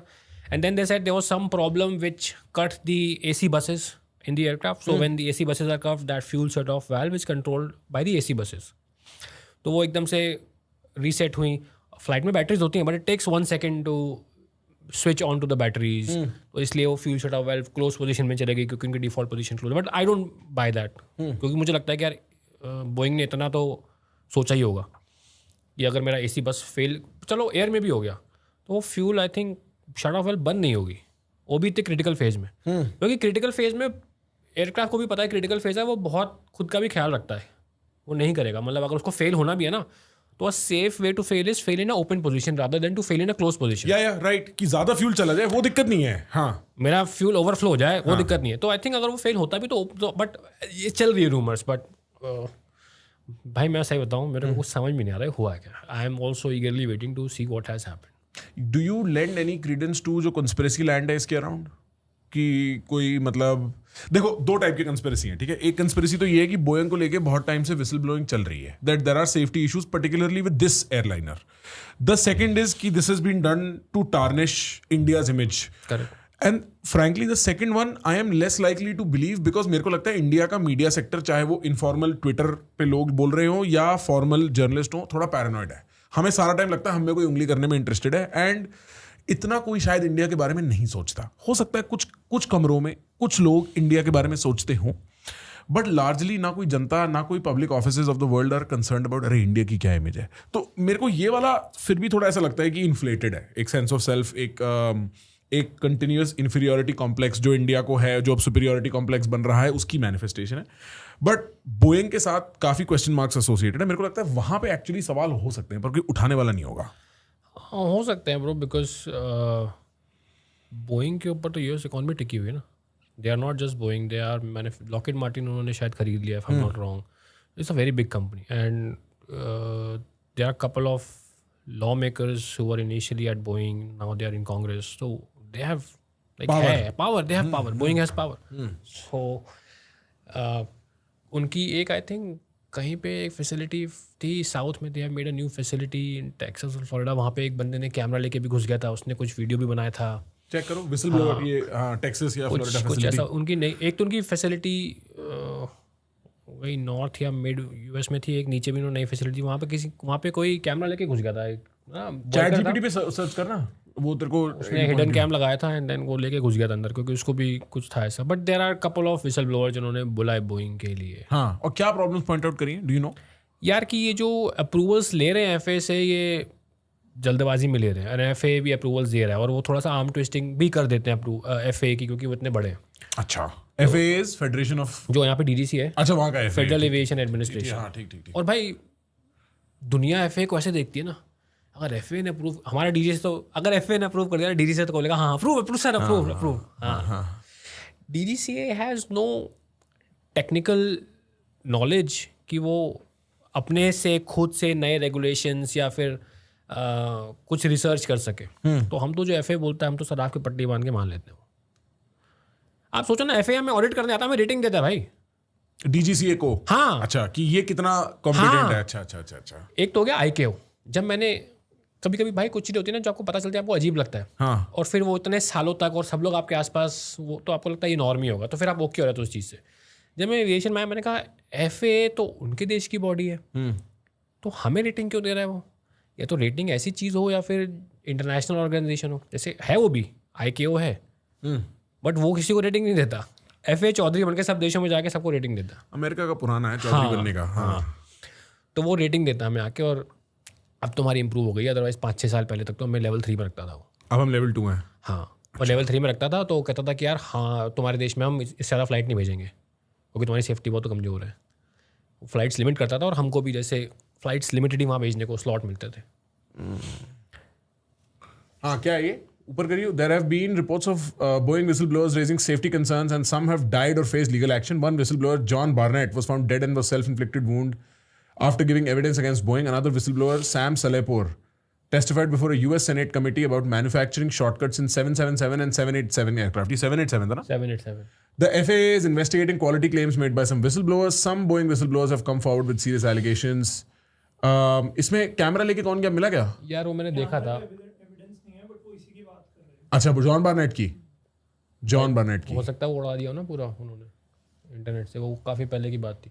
But there is, हाँ, विसल ब्लोअर्स हैं ब्रो यहाँ पे। और एयर इंडिया में भी एक और विसल ब्लोअर था, आई थिंक उसने 2022 में कुछ करा था उसने, कि एयर इंडिया के 777 जो यूएस से यहाँ पे आ रहे हैं, they are not compliant with the oxygen requirement on board. कुछ 15 मिनट की होनी चाहिए, 12 मिनट लेके उड़ रहे हैं, कुछ ऐसा था। तो आप यूएस से इंडिया आते हो, 3-4 रूट्स बनते हैं ना आपके। तो वो कह रहा था कि एक्सटेंडेड फ्लाइट ओवर वाटर आप नहीं कर सकते, बिकॉज कम ऑक्सीजन आपके पास within some 2 or 3 aircraft. So he called the dispatch, said you please file a new routing for me. So they were not happy with him कि यार last minute पे फ्लाइट डिले हो गई, तुमने extra काम दे दिया। तो when he landed he was called up and कुछ उसका हुआ, एंड उसको आई डोंट नो उसकी फ्रिक्शन हुई कोई मैनेजमेंट के साथ, फिर उसको फायर कर दिया, क्या कर दिया। बट देन उसका केस चल रहा है बॉम्बे हाई कोर्ट में, और कुछ बॉम्बे हाई कोर्ट ने भी कुछ रूलिंग दी थी। If you want to pull it up, आ जाएगा, actually look it up. Air India whistle blower 777 oxygen requirement डाल, अभी ट्विटर पे भी वो ट्रेंड कर रहा था। क्योंकि क्या है, जब ऐसे एक्सीडेंट्स होते हैं ना ब्रो, तो पिछले 5-6 साल से जो लोग के साथ हुआ होता है कि हाँ अब तो मेरे साथ भी हुआ था, तो सारे लोग सामने आते हैं। हाँ, देयर वर सफिशिएंट वीडियोस कि एसी नहीं चल रहे या एंटरटेनमेंट सेटअप नहीं चल रहा। That is a customer version of it ना, कि हमारे साथ ये प्रॉब्लम हो चुकी है। ये exactly this one. A whistleblower pilot raised concerns about the emergency oxygen supply on Air India's Boeing 777. 12 minute का है ना? हाँ, 12 minute oxygen 12 minute oxygen supply. The pilot, this amount of was insufficient for safe operation. तो अगर ये पता इनका क्या है? हाँ. इनका है, अरे सर 2 इंजन चलते हैं ना, 10 साल में फेलियर हुआ क्या, ले जाओ आज भी। And as a pilot my job is, भाई हाँ 10 साल से नहीं हुआ, आज हो गया तो राइट। आपको तो एक बार प्रोबेबिलिटी, हाँ, you want one failure for everything to go. वो कह रहा है कि सर 12 मिनट का नहीं देगा ये ऑक्सीजन। And Y 12 minute? क्योंकि तुम जिस लेवल पे फ्लाइट को प्लान कर रहे हो, लेट्स से लेवल 410-390, वहां से सेफ ऑल्टीट्यूड है 10,000, तो 10,000 में I don't need supplemental oxygen. वहां से मैं 10,000 12 मिनट में नहीं आ पाऊंगा, 16 मिनट में आऊंगा, तो 4 मिनट के लिए तो क्या करोगे? पहले अपना लगाएं फिर बच्चे का लगाएं, भाई है ही नहीं उसमें, क्या कुछ आएगा ही नहीं. Right oh right. So and as a passenger you are like, ये कभी हुआ नहीं मेरे साथ. हाँ राइट, आई मेरे नेवर साथ भी सीन. नहीं हुआ, never seen. But will you take off without it? या राइट एग्जैक्टली. नहीं ना. या right. The DDCA was asked to investigate and determine. ये केस चल रहा है, कोर्ट में चल रहा है भाई ये, और कोर्ट ने भी इसको फटकार लगाई थी अच्छी खासी. तो ही सेड कि नहीं यार, ये मेरे को दूसरा रूटिंग फाइल करके दो आप, और नीचे का लेवल फाइल करके दो. If you are filing let's say 39,000 feet, give me 330 so that I can descend down to 10,000 in time. Maybe nothing will happen, right but I will not take that chance, right? Right.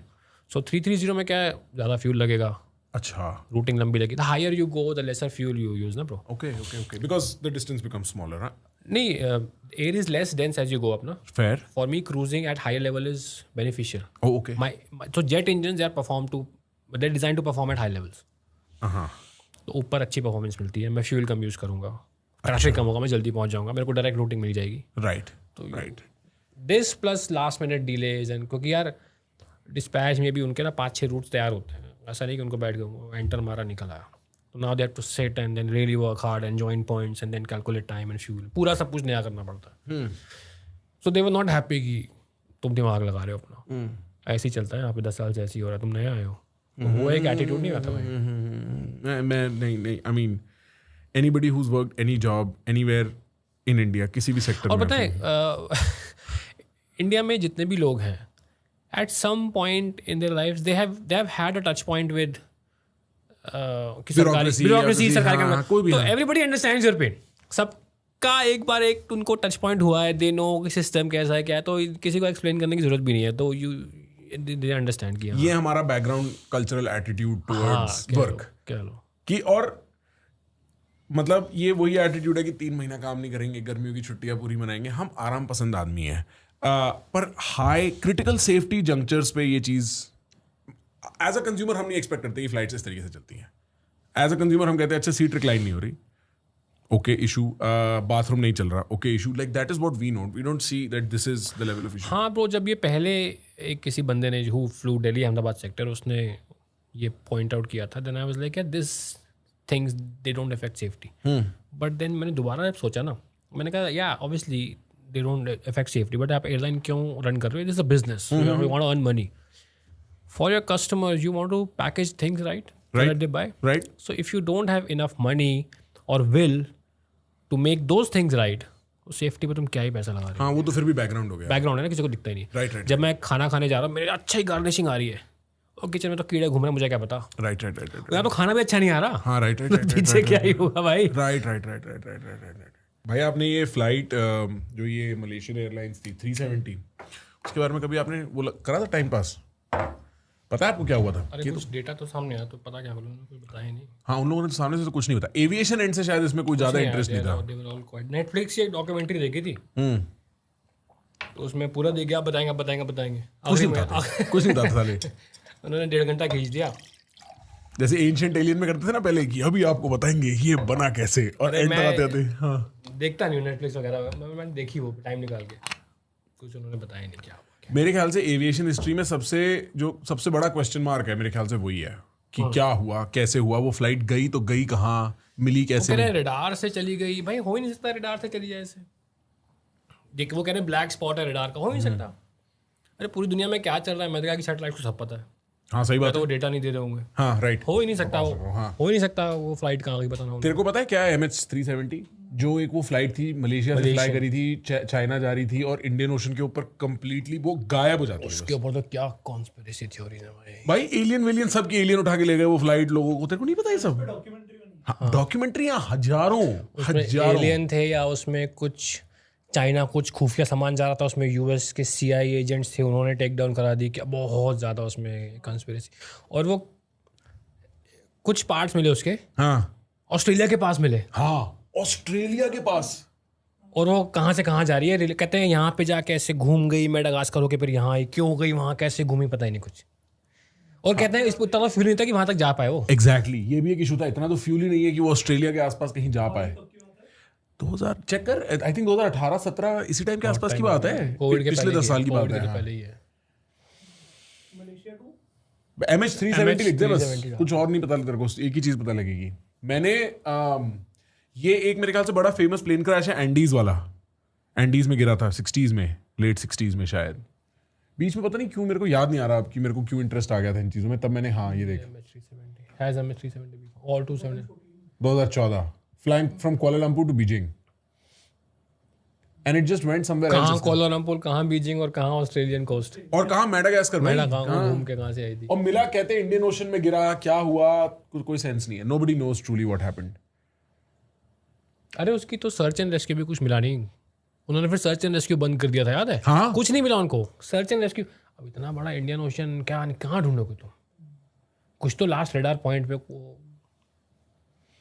Bye the way civil radars अलग होते हैं, military radars अलग होते हैं। हम लोग जब fly करते हैं we are under civil radars, but military is always watching you, they don't communicate with you but they are always watching you. तो कोई ना कोई तो उसको देख ही रहा होगा 110%। Right. You cannot disappear from this planet. Even if you crash, you don't probably disappear from a radar immediately. You cannot. हाँ, मतलब जब वो क्रैश हुआ फिर आप चले गए तो वो लास्ट डॉट तो आपकी वहाँ पे रहेगी। Last dot वहाँ पे रहेगी। I told you ना ADSB आउट होता है, ADSB आउट एंड इन, तो वो हमेशा आपका कंट्रोल में नहीं है वो। It is sending information out at every instantaneous time, वो भेजता ही रहता है। अच्छा। और military radars are much much more superior, मतलब वो कोई ब्लैक स्पॉट छोड़ती नहीं है। हाउ डू ये जैसे जो फ्लाइट्स आप लोग उड़ाते हो, how do they compare to military aircrafts? हम जो उड़ाते हैं वो तो basically point A to point B passengers को लेके जा रहे हैं। Militaries they perform their own sorties and missions and all. अभी आपने देखा है जो ये B2 इन्होंने निकाल के ईरान भेजे, क्या देखने में तो क्या लगते हैं यार वो प्लेन्स वाले।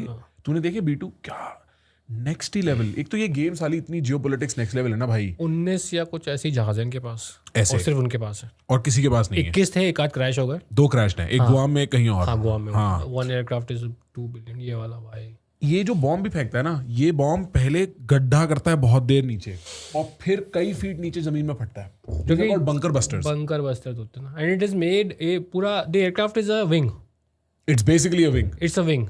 देख तुम अगर कुछ इसमें वो नहीं है, मतलब अगर तू नॉर्मल एयरक्राफ्ट देखेगा तो एयरक्राफ्ट में रडर होता है ना भाई, रडर, टेल। इसमें कोई टेल नहीं है। एंड ये क्या साइंस लगाई इन्होंने, इनको ही पता है, क्योंकि टेल के बिना एयरक्राफ्ट फ्लाई नहीं कर सकता। टेल का क्या फंक्शन रहेगा? Yaw control. तो there are 3 movements, pitch up, pitch down, right, roll जैसे टर्न करता है, and yaw.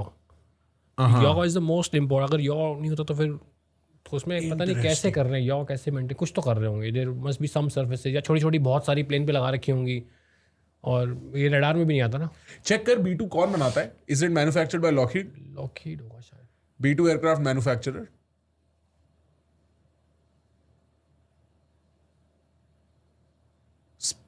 Northrop Spirit manufacturers Northrop Hughes aircraft. Wow, I've never even heard Northrop. Damn. But as a prime contractor with Boeing, Hughes and Watt. Interesting. But they have technology which they do not, the world even doesn't know. इनके पास I'm convinced कि जो ये UFO sightings to whatever extent होती है, उसमें से 10 से 20% cases ऐसे होते होंगे ये कोई फ्लाइट निकाल के लिए घुमा रहे होते होंगे। ये जब 2001 में बॉम्बिंग की थी इन्होंने, जब ट्विन टावर नीचे गिराए थे, तो then they used F-22 raptors bomb, है ना, इराक। तो तब रैप्टर्स पता भी नहीं लोगों को होता है क्या, तो इनके पास थे ऑलरेडी। ये 20-30 साल पहले बना लेते हैं ये, एंड बताते नहीं ऑब्वियसली, बिकॉज जब बता देंगे तो फायदा क्या। हाँ नहीं, मिलिट्री स्ट्रेंथ रखते होंगे ना, गारंटीड। मैं मान ही नहीं सकता, क्योंकि जो मेरे अमेरिकन मिलिट्री में दोस्त थे, मैं जिस कॉलेज में पढ़ाई करता था वहाँ पे मिलिट्री से भी इन्फ्यूजन आता था काफी हैवी। तो उन लोगों के चेहरे पे जो भाई रिलैक्सेशन थी ना वॉर को लेके, वो एक अलग रिलैक्सेशन थी कि उन्हें पता है तुम्हें तो पता ही नहीं हमने क्या दबा रखा है। और उनसे जो कहानियां मैंने सुनी है about weapons they have used, it's just unreal, out of this world kind of stuff इनके पास एक्सेस रहता है। तो हाँ, और कोई भी मिलिट्री पावर होगी तो वो सबसे पहले यही सोचेगी ना, ऐसे वेपन रख लो दबा के, साले पता भी ना हो, क्योंकि जब मौका आएगा मारेंगे दबा के। और अमेरिका इस मामले में बहुत टॉप। तो आप बताओगे क्यों? You are spending billions on research, आपका बजट ही इतना मिलिट्री का, तो फिर आप क्यों बताओगे? और जो तुम बेच रहे हो पाकिस्तान जैसे देशों का F-16, उसका तो तुम यूं तोड़ दोगे अगर तुमसे वॉर हो गया। वो तो तुम तब मतलब वो तुम्हारे बचपन के खिलौने हैं, 1960 और 40 के खिलौने तुम्हारे। अब तुम उनको रीयूज कर रहे हो कि यार कहीं और बेच के खरीद लो। चलिए, बेच रहे हो, टेक्नोलॉजी बनी हुई है, एक मेरा प्लांट सेटअप है, चल भाई किसको खरीदना खरीद। राइट। मैं भी रिसेंटली एक वीडियो देख रहा था on how nuclear weapons were acquired by all countries, सारी कंट्रीज का। तो इनका तो वो था क्या है उस प्रोजेक्ट, मैनहट्टन प्रोजेक्ट। फिर किस तरीके से रशिया ने इसको पकड़ा, दोनों ने पकड़ा कैसे, जर्मन सोल्जर्स, वो जर्मन साइंटिस्ट, जर्मन साइंटिस्ट, सारी रिसर्च साली इन्होंने कर रखी थी नाजियों ने, उनको पकड़ पकड़ के इन्होंने ये काम किए। राइट। फिर किस तरीके से साउथ अफ्रीका, इजराइल तो कंफर्म ही नहीं करता है, इंडिया के बाद क्या सैंक्शंस लगे उस पे, और अभी भी इंडिया के पास 200 न्यूक्लियर वॉरहेड्स हैं, पाकिस्तान के पास 150 कुछ हैं, इसके पास 2500 है जो इसने डिक्लेयर किए हैं यूएस ने सिर्फ, और रशिया ने इससे ज्यादा डिक्लेयर कर रखे हैं, बट यूएस के पास और बहुत होंगे, कौन सा वो तैयार बैठे कि रशिया के पास ज्यादा वॉरहेड्स होंगे।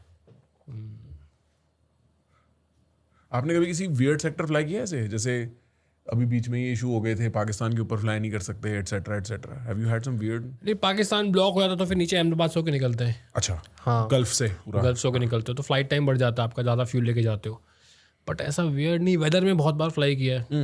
What is happening truly in turbulence, like हम लोग तो सिर्फ झटके महसूस करते हैं, आप लोग क्या देखते हो कि हम बादल से निकल रहे हैं? यार थोड़ा बहुत जब हिलता है ना तो वो ठीक होता है, बट एकदम जैसे ऊपर आप जाते हो तो उसको बोलते हैं सीबी, क्यूमुलो निम्बस क्लाउड, वो बड़े खतरनाक होते हैं, वो दिखते हैं बड़े बड़े, उसमें यार नहीं घुसते हम। अच्छा, एक चीज़ जो बताई जाती है हमें, इसमें ना घुसना भाई, होता है ना चूल होती है ना, जाके देखो भाई, मत दिखाना प्लीज, वो जहाज तोड़ देगा आपका। जो भी हुआ ना इंडिगो श्रीनगर वाली फ्लाइट में, हाँ, जिसमें वो फटा आगे से, तो अभी पायलट्स को ग्राउंड कर दिया था, एंड अभी डीडीसी ने उसकी इन्वेस्टिगेशन कंप्लीट किया, उन्होंने करेक्टिव ट्रेनिंग के लिए बोला पायलट्स को, और जिस हिसाब से न्यूज़ है, उन्होंने जिस हिसाब से वर्डिंग आई, अगर आप पढ़ोगे तो आप समझ में आ जाएगा, वो भी इन सम वर्ड्स ऐसा बोल रहे हैं कि यार नहीं जाना चाहिए था, देखो घुस गए तुम्हारी गलती है, उसके बाद जो तुम जिस हाल में तुमने लैंड किया है वो तुम्हें अवार्ड मिलना चाहिए, अप्रिसिएशन भी है भाई। वो बहुत डिफिकल्ट सिचुएशन में कैसे, जैसे उनके तो आधी चीज़ तो फेल हो गई थी, अनरिलायबल एयर स्पीड हो गई थी, ये फेल वो फेल, भाई कैसे लैंड किया उन्होंने, मतलब तुर्रम खा पायलट जो लैंड कर दिया, लेकिन गए ही क्यों भाई? घुसे कैसे उसमें? क्यों घुसे, मतलब घुस गए? अच्छा, घुस गए, हाँ। और ये वैसे वाला इसमें तूफान टॉरेंट्स थे ना, क्या था तो इसमें? उसका भी आई मेड अ वीडियो, तो उसमें क्या हुआ, जा रहे हो आप, सामने आपको दिखा वेदर आ गया, राइट साइड में तो पूरी माउंटेन रेंज है, लेफ्ट साइड में पाकिस्तान है, तो उन्होंने कहा हमें डिविएशन चाहिए, तो आप जिस से बात कर रहे होते हो वो कहता है यार मिलिट्री के पास जाओ, मिलिट्री कहता है तुम सिविल एयरक्राफ्ट हो, तुम पाकिस्तान के सिविल से बात करो, उनके पास फ्रीक्वेंसी नहीं थी, ये वापस दिल्ली के पास गए, दिल्ली से फ्रीक्वेंसी मांगी उसको कॉल किया, अब वो भी कहता है, उन्होंने पीछे फ़ोन लगाया होगा मिलिट्री को, भाई क्या करूँ ये मांग रहा है, उन्होंने मना कर दिया होगा, तो भाई अगर तुम्हारा वेदर 20 माइल भी आ गया तो ये सब होते तो तुम 20 माइल पे पहुंच गए, तुम उसकी दहलीज पे खड़े हो, तो उसने कहा नहीं जाने देंगे, तो उसने कहा भाई अब क्या करें, लेफ्ट राइट तो घुस ही गए, तो घुस गए, तो फिर अंदर हो गया कांड। तो आज तक कोई भी टर्न बैक वेदर की वजह से नहीं हुआ, तो वही कह रहे कि they should have turn back, Delhi ज़्यादा दूर तो था नहीं, चले ही जाते, आधा पौना घंटा, उससे भी कम होगा, आधा पौना घंटा तो पूरी फ्लाइट होती है, वापस चले जाते, या फिर लोग कह रहे कि वहीं कहीं उतार देते, हो सकता है, चलो मान लो कि पूरे में वेदर था तो नहीं दिमाग में आया, लेकिन अगर तुम सेफ प्ले कर रहे हो ना, और तुमने एक्स्ट्रा फ्यूल बर्न कर दिया, पैसेंजर इनकन्वीनियंस भी होगी, कुछ भी हो गया, भाई थोड़ा बहुत होगा, आप कंपनी की क्यों, लेकिन अगर ऐसा कांड हो जाए ना तो फिर नेशन वाइड न्यूज़ बन जाती है। एक्चुअली अब after this there is a lot of news कि फलानी फ्लाइट नहीं उड़ी, फलानी फ्लाइट ने कोई इशू रेज कर दिया, एक ब्रिटिश एयरवेज की फ्लाइट थी I think to Chennai, London Chennai था सेक्टर, पता नहीं कौन सा था, उस पर भी कोई, which is again a Boeing, उसी मेक का है वो, and why is that happening, why do you think? I can't say about British ने क्यों किया, बट जो मुझे ये पता है कि एयर इंडिया में भाई थोड़े से पायलट्स अभी खफा हैं, प्लस थोड़ा सा उनको ये भी लग रहा है कि यार साला जहाज में तो हम बैठे हैं ना, हाँ राइट, मैनेजमेंट तो नीचे बैठी है, राइट, इंजीनियरिंग भी नीचे बैठी है, रोस्टरिंग भी नीचे बैठी है, और साला हम जहाज में तो हम बैठे हैं, तो अगर तुम if you are giving me okay aircraft, I will not take okay aircraft also now, give me a perfect aircraft to fly, मैं क्यों लेके जाऊँ उसमें 3 MEL, एक मेरा दोस्त कहता है कि यार so they are 2 packs in the aircraft, packs मतलब एयर कंडीशनिंग के पैक्स होते हैं, और एक पैक को बैकअप में 2 कैक चलाते हैं, कैबिन एयर प्रेशर कंट्रोलर क्या बोलते हैं, बोइंग में शायद ये बोलते हैं, सो 2 पैक्स एंड एक पैक के पीछे 2 कैक, तो 4 कैक हो गए। वो कहता है सर एक कैक ख़राब है, 2 कैक ख़राब है, ले जाओ, MEL कहता है ले जाओ, एक सेक्टर कर सकते हो, दिल्ली जा रहे हो, और वो बाहर की फ़्लाइट थी, तो वहाँ का इंजीनियर भी कहता है सर यहाँ मत खड़ा करो जहाज़, और बताएं एविएशन में बहुत चलता है सर इसको लिखो मत, क्योंकि तुम लिख दोगे तो मुझे पूरा प्रोसीजर करना पड़ेगा, सर लिखो मत, मैं इसको भी आपको ओके करके दे रहा हूँ स्टेटस, आप ले जाओ उसको, आप ये जहाज़ दिल्ली खड़ा कर दो, दिल्ली में आपकी कंपनी है वो बना देगी, पार्ट्स भी है, सब कुछ है। ये होता है, ये इंजीनियरिंग और पायलट्स का ऑल टाइम चलता है पायलट कहता है मैं लिखूंगा, सर इसको लिखो मत प्लीज़, फ्लाइट डिले हो जाएगी, मेरे पे आ जाएगा। और यार देखो 100 बात की एक बात, ये तो थोड़ा कंपनीज को भी अब चेंज करना पड़ेगा, 1-1 मिनट की चिंदीगिरी नहीं करनी चाहिए। कंपनीज आर वेरी एडमेंट की 1 मिनट की डिले भी ना आए, और वो ग्राउंड स्टाफ है ना, वो बहुत ज़्यादा लेके चलता है, क्योंकि मुझे लगता है उनकी बहुत मारी जाती है इस चीज़ के पीछे कि 3 मिनट का डिले हो गया, शायद उनकी मार लेते होंगे, हमें तो नहीं पता मारते कि नहीं, लेकिन जिस हिसाब से उनका वो होता है ना कि बिहेवियर, भाई उनकी फटी पड़ी रहती है। सर डिले नहीं आनी चाहिए, डिले मेरे ऊपर डिले आ जाएगी, तो वो 1-1 मिनट की डिले को बेचारे ओके करने में लगे रहते हैं कि वो ना हो, काटना पड़े। हाँ, वो क्या कहते हैं, सर इसमें लिखो मत, आप ATC पे डाल देना, कि आप कहते ना कि जहाज टाइम में मिल गया था, मैंने ATC को कॉल दी, ATC ने क्लियरेंस नहीं दी, ATC पे डाल देना, क्योंकि ATC पे डालोगे तो कोई पूछताछ नहीं होगी, कुछ नहीं होगी। ठीक। हाँ, तो कभी कभी यार हमें इतना हो जाता है ना कि भाई मतलब वाई आर यू वर्किंग, ये प्रेशर लेके, मतलब ऐसा भी तेरे को कोई करोड़ रुपए नहीं दे रही कंपनी भाई। सही बात। ये तो जीवन के स्टेक नहीं होने चाहिए तेरे। हाँ, राइट। हाँ, चल जो भी है, और जो बंदा वो काम कर रहा है इस पोजीशन में, उसको एक नॉर्मल सैलरी मिलती है भाई। हाँ, उसके लिए तो भाई इतना प्रेशर ले रहा है, वो भी हर दिन, 1 दिन हो 2 दिन हो, हर दिन, रोज की कहानी भाई, रोज की कहानी, 2-2 मिनट की लड़ाई होती है, सर मेरे पे मत डाल देना, ATC पे डाल देना, नीचे इंजीनियर कहता है सर मेरे में मत डालना, ATC पे डाल देना, वो फाइट होती है। हाँ। और मेरे साथ हुआ है, 3 मिनट लेट हो जाते हो, आप लैंड होते हो, मेल आता है कंपनी का, एक्सप्लेन दिस 3 मिनट डिले। भाई एक बात बताओ, एज अ कंज्यूमर हमें तो लगता है कि flights are more than happy to be like आप सारे बैठ, मैं तो 2-2, 4-4, 5-5 घंटे बैठा हूँ, फ्लाइट नहीं उड़ रही, और as a consumer we learn कौन सी फ्लाइट नहीं लेनी है, क्योंकि ये तो सारी डिले होगी ही होगी। हाँ देखो, हो सकता है जैसे एयर इंडिया का ऐसा होता होगा, लेकिन यार इंडिगो वो तो काफ़ी स्ट्रिक्ट है टाइम पे, वो तो Indigo is the only flight जो आप लेते हो, वो तो 1-1, 2-2 मिनट पे डंडा कर देते हैं लोग। हाँ, ठीक है ना, तो वहाँ पे तो चलता है ऐसा कि नहीं होना चाहिए, तो ATC पे डाल देना या डाल देना, बट तो उस चक्कर में यार प्रेशर काफ़ी ज़्यादा पूरे सिस्टम पे बना रहता है कि करना है। तो वो प्रेशर इतना भी नहीं होना चाहिए। नहीं, so you are saying now pilots are not okay with flying in okay aircraft. हाँ, तो वो मैं वहाँ कह रहा था कि यार, वो कहता है सर मैं इसको ओके कर देता, आप लिखना मत, आप बोल देना कि ये फेलियर इन एयर आया था, ठीक है, तो इस पे नहीं बनेगी रिस्पॉन्सिबिलिटी। हाँ, कि आफ्टर टेक ऑफ वो फेलियर आया था, और सबको पता है वो टेक ऑफ फेलियर कहाँ आया था, एयर इंडिया को भी पता है, इसको भी पता है, सारी एयरलाइन को पता है, सबको पता है, क्योंकि वो तो रिकॉर्डेड है ना सिस्टम में। राइट। तो वही मैं कहता हूँ, जब DG से ऑडिट करता है ना, तो सिर्फ एयर इंडिया 171 नहीं खुलता, फिर ये सारे कांड खुलते हैं कि तुम सारा मेंटेनेंस में कर क्या रहे हो। और मैं कह रहा हूँ कि हो सकता है ऐसा हुआ हो, मैं फिर भी वो कह रहा हूँ कि मुझे नहीं पता कि होता होगा कि नहीं होता होगा, बट जो स्टोरीज सुनने को आ रही है, तो भाई ने उसने टेक ऑफ किया, एक भाई ने कहता है यार मेरे 2 कैक उड़े हुए थे, फिर भी it is okay to fly with 2 packs. हवा में गया, 1 कैक हवा में उड़ गया, अब 1 कैक पे उड़ा रहा हूँ मैं, तो उसने किसी स्टेशन से टेक ऑफ किया था। अब it is very hard for the aircraft to maintain aircraft cabin pressure ना, वो 10-12 हज़ार फीट पे पहुंचा होगा, उसको वार्निंग आ गई, उसने कहा मैं 30,000 फीट पे नहीं क्लाइम करूंगा, इट इज़ नॉट सेफ, कि नहीं मेंटेन कर पाए प्रेशर तो फिर मैं इमरजेंसी डिजाइन करूंगा। सही बात। वो वापस आ गया अपने बेस पे, मैं चांस लेना ही नहीं, क्यों लूँ। तो बात ये है कि यार अब फिर से इसमें अगर इन्वेस्टिगेशन होगी, और उस पायलट को पिनलाइज किया गया था इस चीज़ के लिए, तुमने टर्न बैक क्यों कर दिया, कैक की वार्निंग तो नहीं आई थी ना, चले जाते। वो कह रहे sir I was being safe, एक ही बचा है, वार्निंग तो नहीं आई, लेकिन अगर यार आई एम नॉट फीलिंग सेफ ना कि मैं एक पे उड़ाऊँ यार।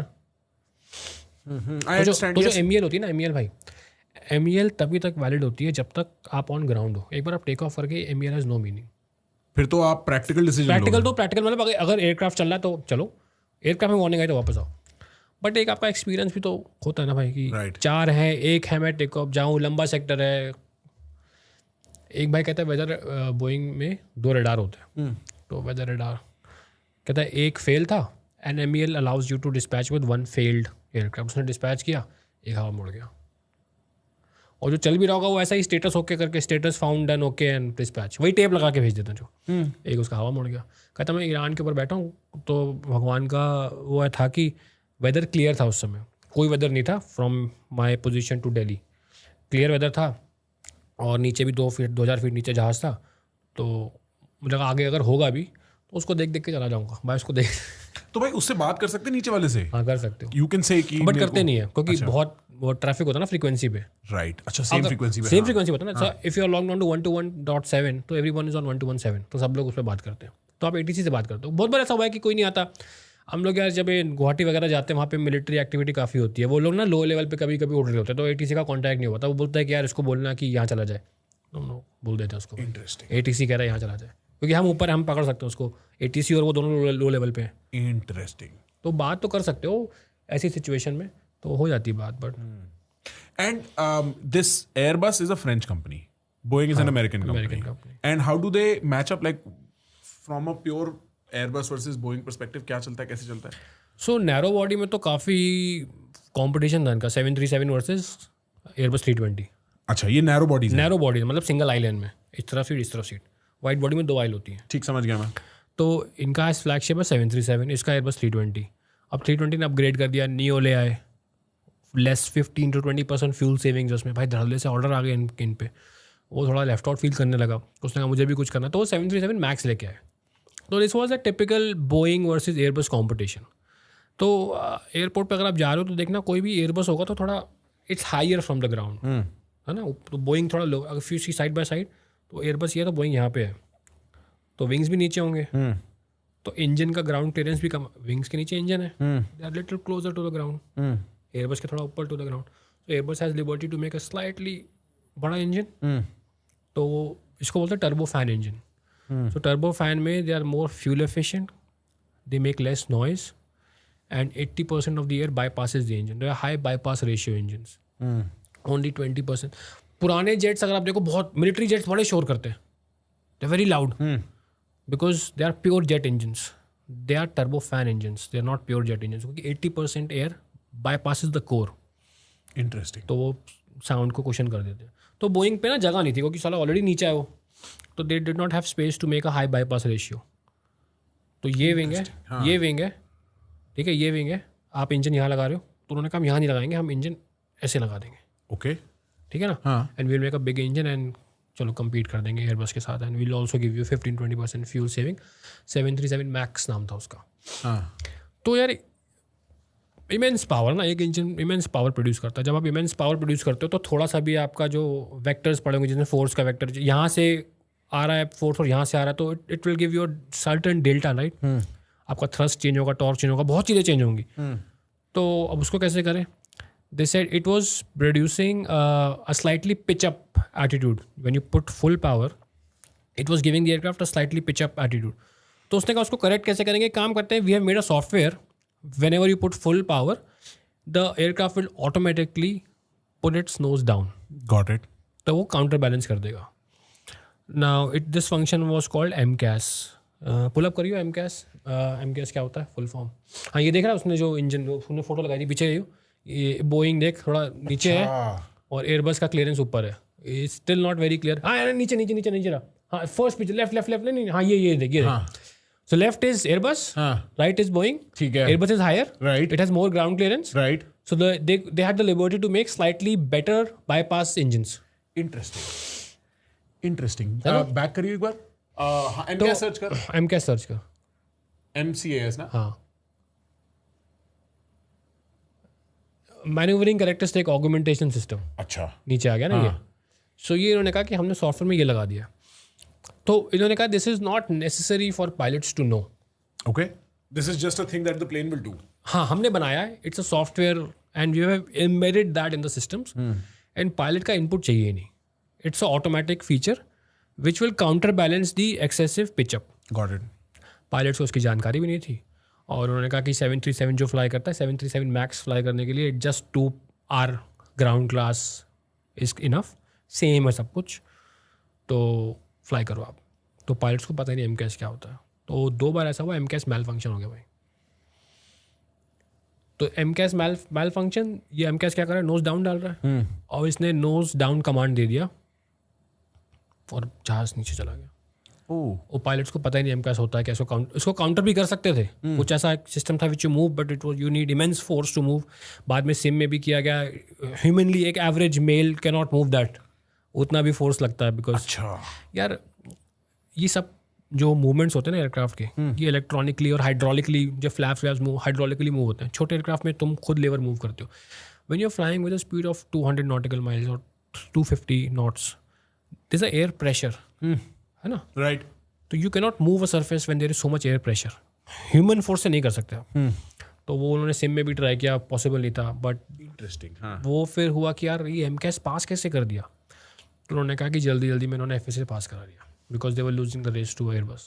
अच्छा, ओके ऐसी. हाँ, तो ये रेस का भी फिर डायरेक्ट इम्पैक्ट है भाई. लाइक मतलब सेफ्टी और जो सिम्टम्स हैं वो फिर इंसानों पे और पायलटों पे है. हाँ, तो 2 क्रैश हुए थे, लायनर 610 नीचे और एक इथोपियन भी क्रैश हुआ था सेम. एक there is one more thing I think which is worth talking about. भाई आप बता रहे थे किस तरीके से पायलट एरर पॉइंट करना is very convenient for all parties involve, क्योंकि फिर बोइंग को या एयर इंडिया को कोई इन्वेस्टिगेशन रन नहीं करनी, इंश्योरेंस का पैसा बड़ा ईजी मिल जाता है. Say something to that effect, because I think people don't understand this, consumers don't understand this aspect of flying at all. So जैसे मैंने गोयर वाला इंसिडेंट आपको बताया, वो आप पायलट एरर कर सकते हो, बट उनका जाके हिस्ट्री तो स्टडी करो कि उनको यार इनफ रेस्ट मिला भी था कि नहीं मिला था. राइट. क्या सेफ्टी कल्चर क्या थे, ट्रेनिंग कैसे होती है, क्या ट्रेनिंग सिर्फ एक पेपर पे साइन करके हो रही है, हो भी रही है उसी स्टैंडर्ड की, वो भी बहुत ज़रूरी है ना. So if you have 100 aircrafts on order, you don't want them to sit on ground, right? You need people to fly them. So are you just, बहुत बार यार मेरे कॉलेज में ना, जब मेरा बीटेक प्रोजेक्ट में मैं फेल हो गया था तो वो प्रोफेसर कहता है भाई काम कर, वैसे तो देख तुझे 2 महीना रुकना पड़ेगा, 5 दिन में कर ले. मैं भी कहूँ कि मुझे भी नहीं रुकना भाई. हाँ, सही है ना, मैं वो ऐसा होता है ना छुट्टी में, है ना, वो ऐसा होता है ना. सो वो कल्चर आपकी एयरलाइन में कि अगर ट्रेनर फेल कर देगा तो ट्रेनर को ही दोबारा आना है ना. राइट. थोड़ा ना 2 घंटा आएगा, वो कहते हैं चल यार तू इस बार ठीक से कर दियो, बता रहा हूँ. तो क्या वो कल्चर आपकी एयरलाइन में या proper training standard? So you have to dig deep to understand, to go to the root cause of the accident. ऊपर से बड़ा ईजी होता है ब्लेम कर देना कि हाँ इसका एरर है या इंजीनियरिंग का एरर है. वो जो मैंने आपको कोलकाता का स्पाइसजेट का इंसिडेंट बताया, वो बोल देगा इंजीनियरिंग एरर है, प्रोसीजर है कि तुम्हें बात करनी चाहिए हेडसेट पे, तब कोई बटन दबाना चाहिए, बट वो क्यों नहीं फॉलो हुआ? क्या कल्चर वैसा है? उसने अपने सीनियर्स को देखा होगा ऐसे काम करते हुए, तभी वो भी कर रहा है. सीनियर्स ने 10 साल तक करा, कुछ नहीं हुआ, वो भी ऐसे ही कर रहा है. तो कल्चर क्या है? अभी जो 3 लोगों को एयर इंडिया में फायर किया गया रोस्टरिंग से, they are not decision makers. Decision makers are sitting here. यार वो प्रॉफिट घर थोड़ा लेके जा रहे हैं कंपनी का, उनको तो सैलरी मिल रही है. राइट. तो जो कमांड आ रहा है ऊपर से उसको फॉलो कर रहे हैं वो. राइट. अब वो कमांड फॉलो करने के लिए उनको सैक कर दिया गया, जिसने कमांड दिया था दे आर सिटिंग कंफर्टेबली. मैं समझ रहा हूँ भाई. इंडिया में क्या पता ग्लोबली भी, बट इंडिया का मैं कह सकता हूँ देख के, कई बार जिसका गला काटा जाता है वो स्केपगोट रहती है भाई. वो ना मतलब कि अब दिखाना भी तो है पब्लिक को कि कुछ तो कर रहे हैं. मेरे को नहीं पता इसकी डिटेल्स ऐसी है कि नहीं, बट लोगों को ये बात पता होनी चाहिए कि कई बार जिस आदमी को पब्लिक में जलाया, जिसके पुतले जल रहे होते हैं ना, वो आदमी एक्चुअली उसका इतना बड़ा गुनाह नहीं होता जितना किसी और का होता है पीछे बैठे. तो हाँ, और ये बात तो है, the pilots are not there to defend themselves. हाँ, तो मुझे भी नहीं पता चलता कि अगर आप पायलट एरर कहते हो तो इंश्योरेंस भी क्लेम करना थोड़ा इजी रहता है. राइट. जल्दी huge, I think huge incentive in this. जल्दी आ जाता है. हाँ, इट्स अ ह्यूज इंसेंटिव. कोई हल्की बात नहीं होगी, बहुत अच्छा खासा इंश्योरेंस का वो होता होगा. एंड फिर blame has been rested on the pilot. You don't have to do anything. Everybody is safe, क्योंकि यार जो बाकी पार्टीज इन्वॉल्व है, they have to continue their business, right? They can not shut down. अगर कुछ भी blame या black spot आता है तो फिर उनके बिजनेस इंपैक्ट होगा, and they don't want that. Right. तो may be they will say कि यार ठीक है, पायलट्स ही थे. And there are lot of stakeholders now at this point of this accident, because बहुत बड़ा केस बन गया यार, छोटा केस थोड़ी ना ये. नहीं, I don't think so. And in fact since then जो जनरल लेवल ऑफ लोगों का फ्लाइटों को लेके एंग्जाइटी रहना, I been tracking on Twitter to whatever extent. I mean since then news cycle बहुत चेंज हो गई है, but for a large while I was like कि भाई यहाँ पे इस प्लेन, ये दे सेड कि वी विल नॉट फ्लाई, और that pilot is saying we will not fly, और this flight had to come down. हाँ, for a long while, probably organically, probably because मेरे उस पे आ रहा था ट्विटर पे, I was following that, and एक general sense of consciousness बढ़ गई है. I don't know if it will last. It is a very interesting thing. I think काफ़ी बढ़िया बात है कि pilots are refusing to fly okay aircraft, because हम as consumers we never even know. मुझे लगता है इनको करना चाहिए. They should put their foot down and say कि यार ये तो मैं लिखूंगा. साफ सी बात है ना. हाँ, सही बात है. यार मेरे साथ हुआ था, मैं एक बार वॉक अराउंड कर रहा था and I saw some blood stains on the wing. What does it mean? चिड़िया बर्ड स्ट्राइक.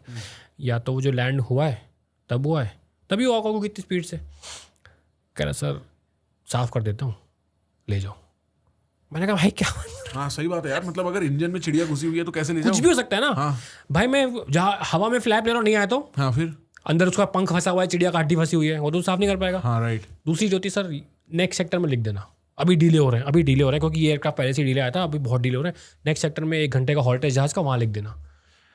मैंने ना फिर बंद कर दिया था ये सब करना। मैंने कहा ठीक है भाई, बहुत काम चला हुआ साहब है भाई ये तो। हाँ मतलब करो भाई करो, मेरे पास कोई मेल आएगा तो मैं जवाब दे दूंगा। एंड मैंने कहा यार वो एक बेस्ट एटीट्यूड होता है आपका। मतलब मैं तो कहता हूँ आप ये अपना काम ठीक से करोगे ना तो आपको टेंशन देने की ज़रूरत नहीं यार। एटलीस्ट साइकोलॉजिकली फ्री हो। अरे हर तरीके से फ्री हो यार, क्या कर रहे हो, अपना काम ही तो करने आए हो और वही ठीक से नहीं कर रहे आप। एक्चुअली आपको लगता है आप किसी की हेल्प कर रहे हो, आप हेल्प नहीं कर रहे, आप उस काम खराब कर रहे हो उनका भी और अपना भी, और अपने ऊपर टेंशन ले रहे हो आप। क्योंकि भाई ऐसा हुआ है बहुत बार, पायलट्स ने हेल्प करने की कोशिश की है मैनेजमेंट की, और समथिंग व्हेन गोज अराउंड ना डीजी से तो पायलट का ही गला पकड़ता है भाई। क्योंकि तुम्हारा लाइसेंस गया तुम फ्लाई नहीं कर सकते फिर। मैनेजमेंट वाला तो फिर भी सस्पेंशन होगा 15 दिन का, 1 महीने का, फिर दोबारा आ जाएंगे। तुम फ्लाई नहीं कर पाओगे क्योंकि तुम्हें कुछ काम और आता नहीं है जहाज उड़ाने के अलावा। राइट। तुम्हें एक ही काम आता है और वो तुम बिना लाइसेंस के नहीं कर सकते।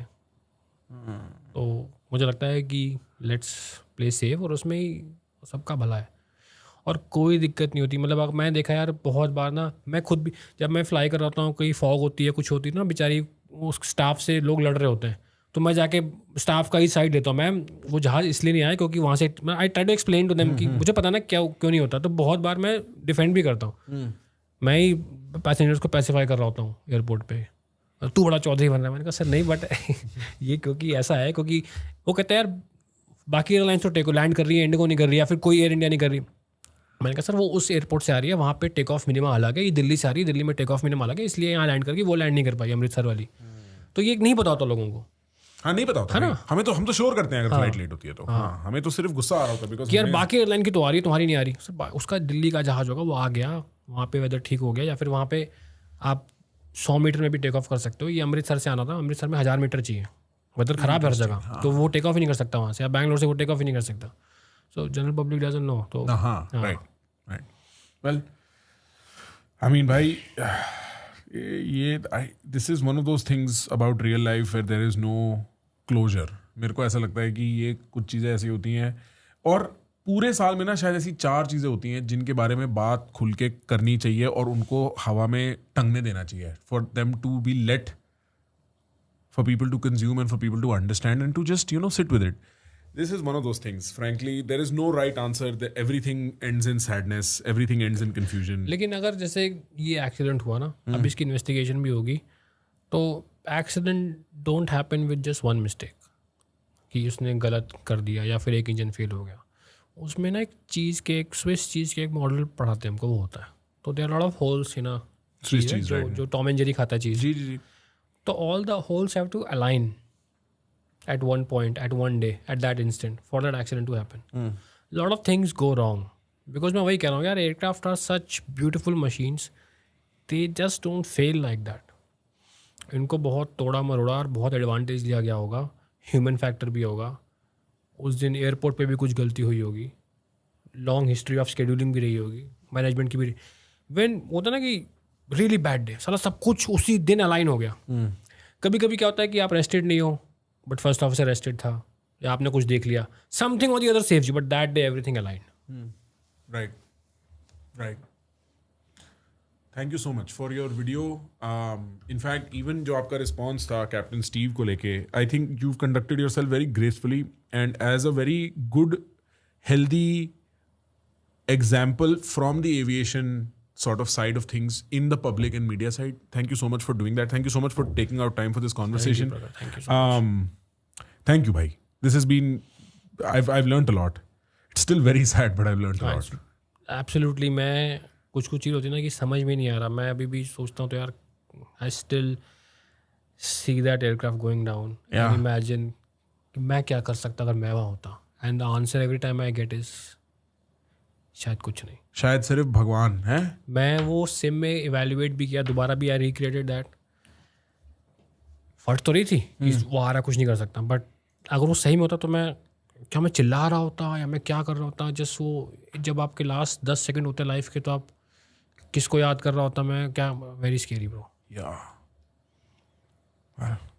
थैंक यू सो मच भाई. I hopefully see you very soon for a brighter conversation. चलो, thank you so much. Thank you भाई.